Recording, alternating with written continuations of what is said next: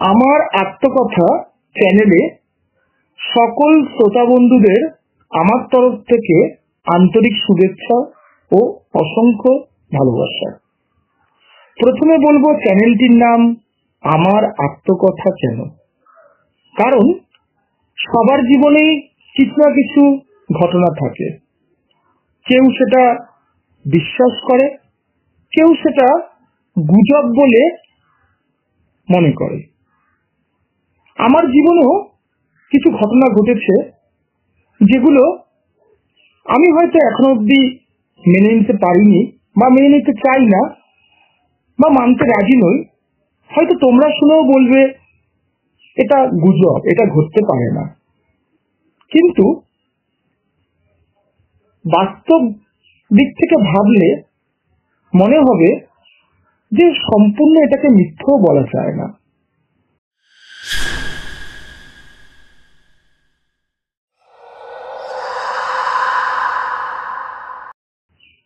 তো আজ আমি প্রথমে যে ঘটনাটা নিয়ে তোমাদের কাছে এসেছি সেটা ঘটেছিল আমার জীবনে আজ থেকে প্রায় 15 বছর আগে, 2011 সালের 22শে ডিসেম্বর। তোমরা জানো ডিসেম্বর মানে খুব ঠান্ডা, আর আমরা তো জানি ঠান্ডার দিনগুলোতে মানুষ খুব দরকার ছাড়া রাস্তাঘাটে সন্ধ্যের পর বেরোয় না।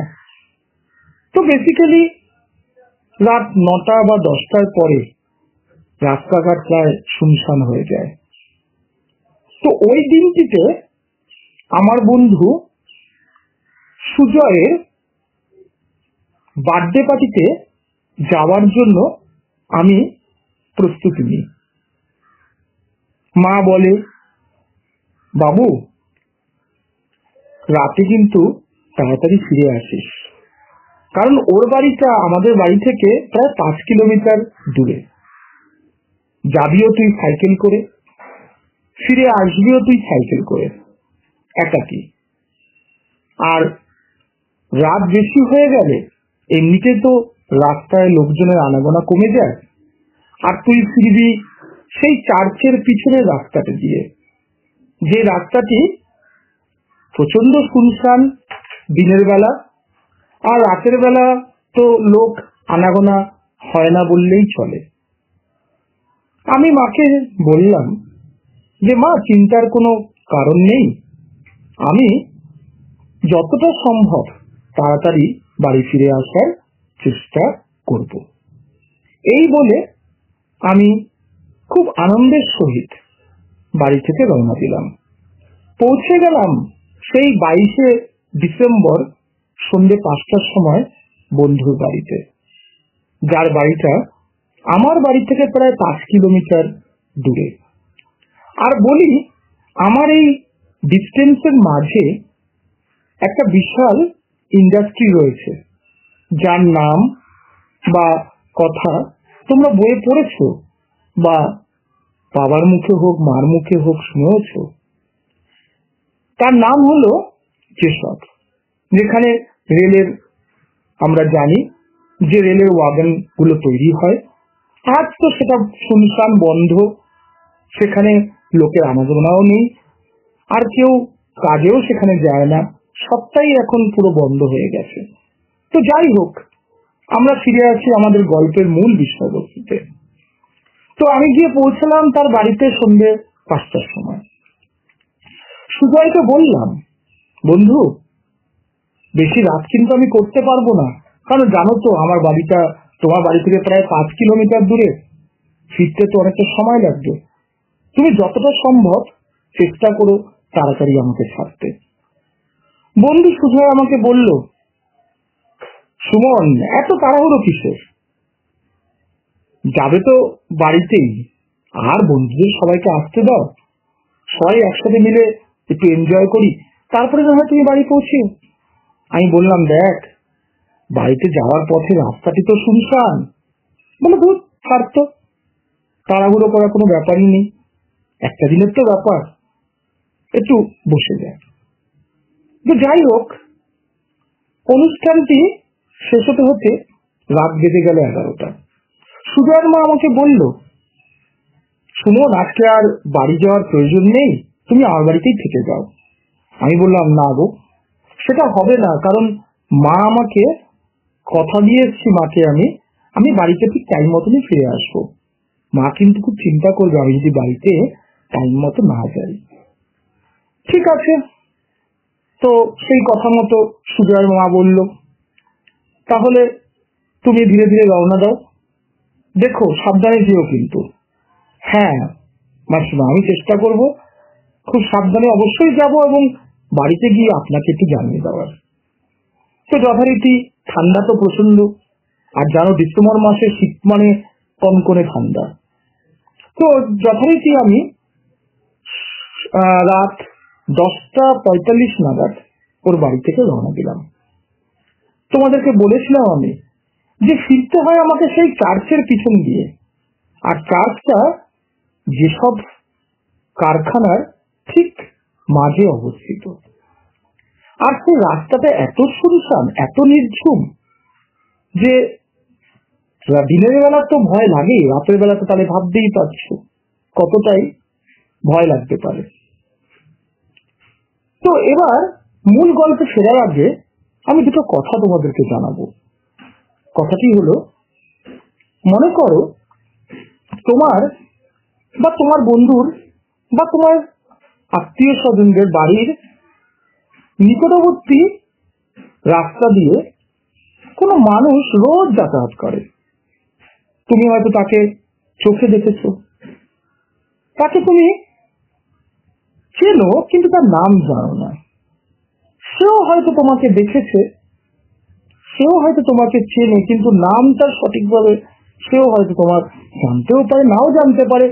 তোমার ওপিনিয়নে হয়তো সে জানতেও পারে, বা তোমার দৃষ্টিভঙ্গিতে সে নাও জানতে পারে। তো এরকম অনেক মানুষই কিন্তু আছে যারা আমাদের আশেপাশে ঘুরে বেড়ায়। তারা পেপারওয়ালা হতে পারে, কিংবা দৈনন্দিন অনেক কাজের লোকও হতে পারে, যাদেরকে তুমি চেনো কিন্তু তাদের সাথে তোমার কথা হয়তো হয় না, হয়তো দেখা হয় কিন্তু কোন রকম কথা আদান প্রদান হয় না। তো যাই হোক, এবার আমি আমার মূল গল্পে ফিরে আসি। আমি ফিরছিলাম, রাত তখন বাজে 10:45। সুজয়ের মা আমাকে বলে দিল, ঠিক সাবধানে কিন্তু যাবি বাবু বাড়িতে, পথে কোনো দিকে তুমি তাকাবে না, সোজা বাড়িতে পৌঁছবে, আর বাড়িতে গিয়ে আমাকে একটু জানাবে। আমি যথারীতি বেরিয়ে পড়লাম। এদিকে রাত তখন 10:45। তো আমি যেসবের কাছাকাছি আসাকালীন প্রায় 11টা ছুঁইছি। একটু মনে ভয়ও হচ্ছিল, ঠান্ডার দিন, এমনিতেই তো লোকে কোনো শুনশান এলাকা, লোক বলতে লোকের কোনো চিহ্ন মাত্র নেই। আর কুকুর বলো, তারাও মনে হয় শীতে নিজেদের আস্থানা খুঁজে পেয়েছে, সেখানে হয়তো তারাও নিজেরা বসে আছে নিজেদেরকে ঠান্ডা থেকে বাঁচানোর জন্য। তো একাই আমি পথিক যে ফিরে আসছি ওই শুনশান নির্জন রাস্তা দিয়ে। এখন রাস্তা দিয়ে যখন ফিরছি, আমার কেন যেন মনে হচ্ছে বারংবার পিছন থেকে আমার নাম ধরে কে যেন বারবার বলছে, সুমন একটু শোনো, তোমার সাথে একটা কথা আছে, সুমন একটু শোনো, তোমার সাথে একটা কথা আছে। আমি না গুরুত্ব দিইনি, গুরুত্বটা এই কারণেই দিইনি, আমার মনে হয়েছিল যে এই সময় কে আমাকে ডাকবে, কেউ তো আসার কথা নয়, আর এত রাতে আমাকে চেনে এইখানে এরকম ধরনের লোকও তো নেই। তো আমি কি করলাম, আমি সেই কথায় কিন্তু কোনো কান দিইনি।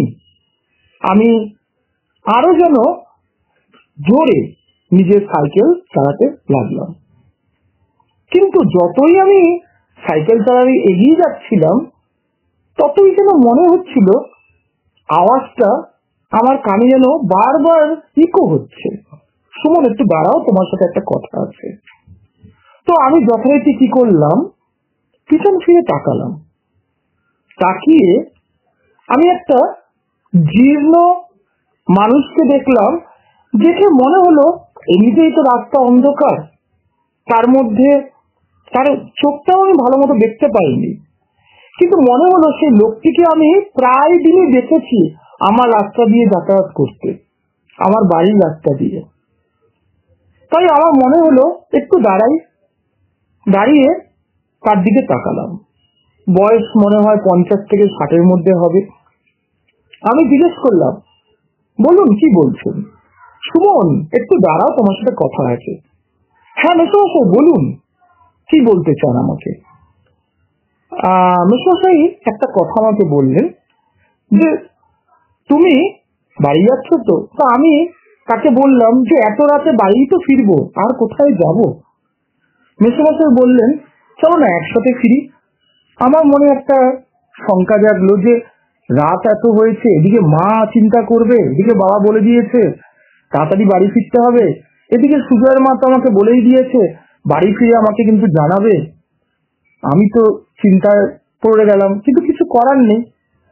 ভদ্রলোককে দেখে আমার মনে হলো সে একটু অসুস্থ, মনে হয় যেন তাকে দেখে মনে হচ্ছে সে যেন খুসখুস হাঁপানিতে কাঁপছে, বা তার মনের মধ্যে যেন একটু অসুস্থতা ভাব রয়েছে। আমি জিজ্ঞেস করলাম মেসোমশাই আপনি কোথাও থেকে ফিরছেন কি?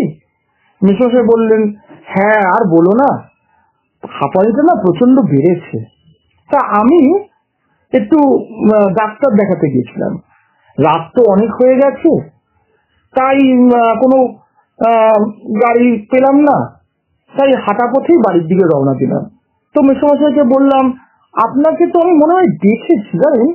হ্যাঁ সুমন তুমি আমাকে দেখেছো, তোমার বাড়ি থেকে আমি ঠিক 4টে বাড়ির পিছনে একটা বাড়িতে থাকি, এবং সেখানে আমি ভাড়া থাকি প্রায় 2 বছর ধরে। আমি বললাম ও আচ্ছা তা হতে পারে, তো আমি তো আপনাকে এমনি চোখে কখনো দেখেছি বলে মনে হয় না, তো আমাকে আপনি ভালোই ছিলেন নাকি? তিনি বললেন হ্যাঁ তোমাকে তো আমি চিনি, তোমার বাড়ি ওখানে, তুমি থাকো, এবং তুমি রোজ এই সময় বাড়ি থেকে বেরো আবার ফিরে আসো, তোমাকে প্রায় আমি দেখি, তোমার বাবাকেও আমি চিনি।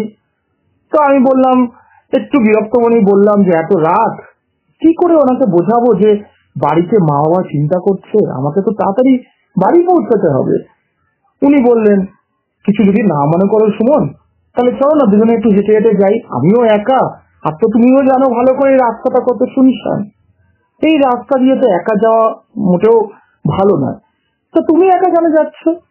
আমাকে উনি প্রশ্ন করাতে আমি একটু বিরক্ত ফিল করলাম, কারণ এদিকে আমার দেরি হয়ে যাচ্ছে, বাড়িও তো ফিরতে হবে। তো আমি ওনাকে বললাম দেখুন আমি বন্ধুর বাড়িতে গেছিলাম, তো সেখানে আজকে একটু ওর নিমন্ত্রণ ছিল, তো ফিরতে ফিরতে রাত হয়ে গেছে। বলে ঠিক আছে চলো না একসাথে একটু গল্প করতে করতে যাই। আমিও বললাম ঠিক আছে চলুন, আর কি করা যাবে, আপনার জন্য না হয় একটু সময় রাখলাম বা দিলাম। তো যথারীতি তার কথা মতো আমি সাইকেল থেকে নেমে একই সঙ্গে নিজের বাড়ির উদ্দেশ্যে যাত্রা শুরু করলাম। তোমরা নিশ্চয়ই জানো যখন সমান্তরাল ভাবে দুজন একই রাস্তা দিয়ে হাঁটে তখন কেউ কারোর মুখের দিকে কিন্তু আমরা তাকাই না, সবাই কিন্তু সামনের দিকেই তাকাই। তো আমিও ওনার কথা মতো সাইকেল থেকে নেমে একসাথে শুরু করলাম যাওয়া। জিজ্ঞেস করলাম কিছু কথা, যে আপনি একা কেন নিলেন?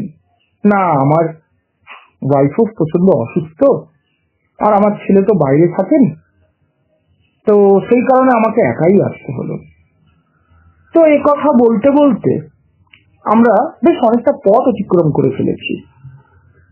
আমাদের পথ অতিক্রম করার পরে কিছুটা একটা রেল লাইন রয়েছে।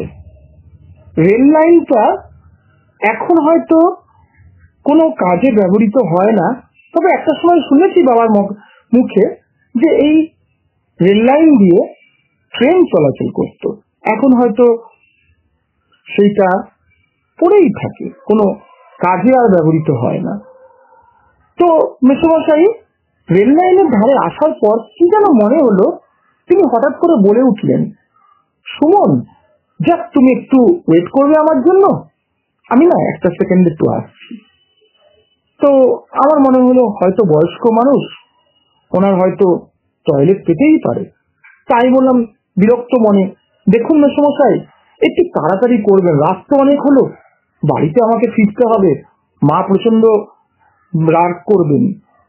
হ্যাঁ হ্যাঁ, তোমার চিন্তা করতে হবে না, তুমি জাস্ট লাইনটা পেরিয়ে একটু দাঁড়াও, আমি 2 সেকেন্ডের মধ্যে আসছি। এই বলেন উনি এগিয়ে গেলেন। আমিও হয়তো ভাবলাম উনি টয়লেট করতে গেছেন, আমি না হয় একটু ওয়েট করি ওনার জন্য। এইভাবে আমি ওয়েট করতে লাগলাম প্রায় 2 মিনিট ধরে। তো 2 মিনিট ওয়েট করার পরে উনি আর ফিরলেন না। না ফেরাতে আমার কেন যেন মনে হলো একটু পিছনে ফিরে ওনাকে ডাকি। আমি পিছনে ফিরে ওনাকে ডাক দিলাম, মেসোমশাই তাড়াতাড়ি করুন, আমার তো দেরি হয়ে যাচ্ছে। তো সেই কথাটা বলার পর আমি আর মেসোমশাইকে আমার চোখের দৃষ্টি যতটুকু যায় তার মধ্যে আর পেলাম না। তো মনে হলো তাহলে কি মেসোমশাই আমার কাছে আমার চোখে ফাঁকি দিয়ে অন্য রাস্তা দিয়ে চলে গেলেন? তো এটা খুব অন্যায় করলেন, বলতেই পারতেন, তাহলে আমি আমার মতো চলে যেতাম, উনি ওনার মতো চলে যেতেন। তো আমি আরেকবার ডাক দিলাম, মেসোমশাই একটু তাড়াতাড়ি করবেন। তো মেসোমশাই আর কোনো খবরই আমি আর পেলাম না।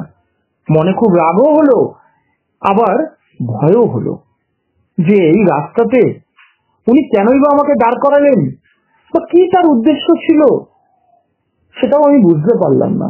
তো যাই হোক, ওনার বাড়ি তো আমার ঠিকানা জানি, কালকে না হয় কাল হোক বা কোনোদিন যদি ওই রাস্তা দিয়ে আমি ফিরি বাড়িতে, একবার না ওনাকে জিজ্ঞেস করবো যে সেদিন যদি আপনি আমার সাথে ফিরতে নাই চাইতেন তাহলে বলে যেতে পারতেন, আমি আমার মতো চলে যেতাম বাড়িতে।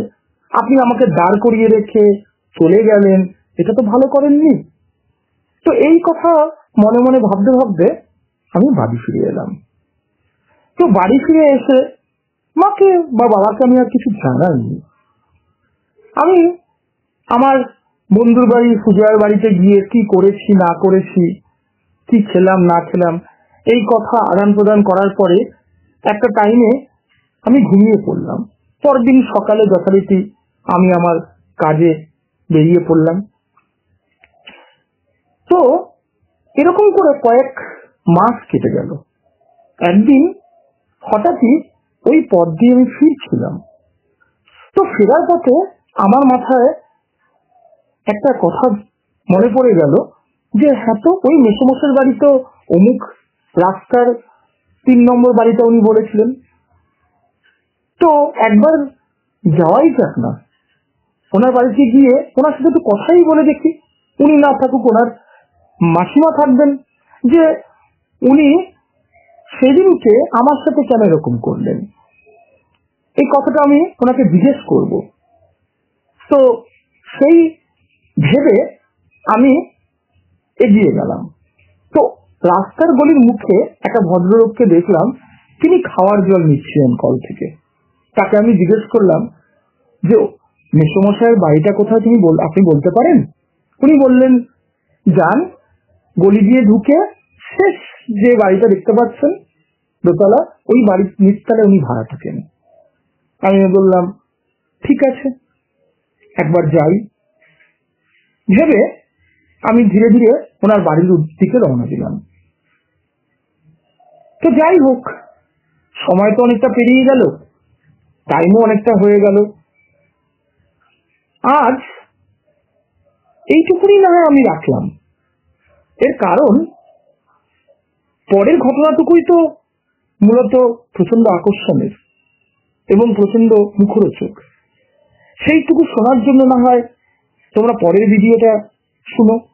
আর পরের ভিডিওটা শুনতে গেলে তোমাদেরকে কিন্তু একটা সাবস্ক্রাইব অবশ্যই করতে হবে, যাতে তোমরা পরের ভিডিওটা শুনতে পাও। তো নমস্কার, আজ এই অবধি থাকলো, দেখা হবে তোমাদের সবার সঙ্গে নেক্সট ভিডিওতে। আর যদি আমার এই নিজের জীবনে ঘটনার অর্ধেক যে অংশটা তোমাদেরকে শোনালাম ভালো যদি লেগে থাকে তাহলে কিছু কমেন্ট বক্সে অবশ্যই লিখো। নমস্কার।